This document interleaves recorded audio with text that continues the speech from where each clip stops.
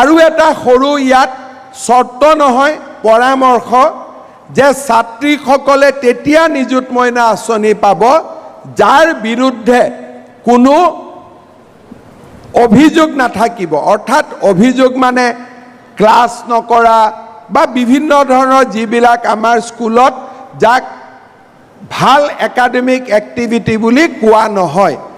সেইকাৰণে মই ছাত্ৰীসকলক অনুৰোধ কৰিম যে দ্বিতীয় বৰ্ষত এই পইচাটো যাতে আমি পাই থাকোঁ, তাৰ কাৰণে প্ৰথম গুৰুত্বপূৰ্ণ নিয়মানুৱৰ্তিতা, নিজৰ চাৰিত্ৰিক গৌৰৱ আৰু আমাৰ পৰীক্ষাত পাছ কৰা এই সৰু সৰু চৰ্তকেইটা আমি পূৰণ কৰিব লাগিব।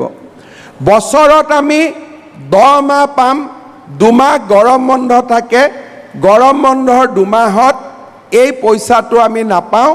আমি স্কুল চলি থকা সময়তহে আমি এই পইচাটো পাম।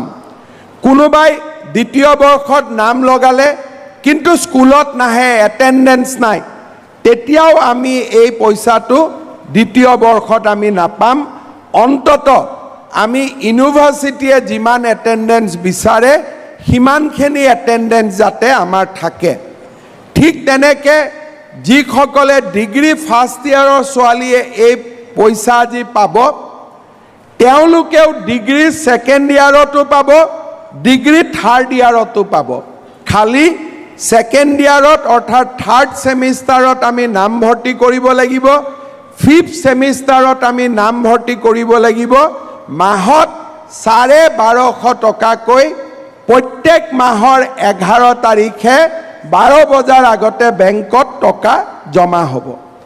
যিসকলে পোষ্ট গ্ৰেজুৱেট পঢ়িব তেওঁলোকেও এই পুঁজি বা এই টকা বা এই বৃত্তি চৰকাৰৰ পৰা পাই থাকিব। মাত্ৰ পোষ্ট গ্ৰেজুৱেট ছেকেণ্ড ইয়াৰতো নামভৰ্তি কৰিব লাগিব আৰু নিয়মীয়াকৈ ক্লাছত উপস্থিত থাকিব লাগিব।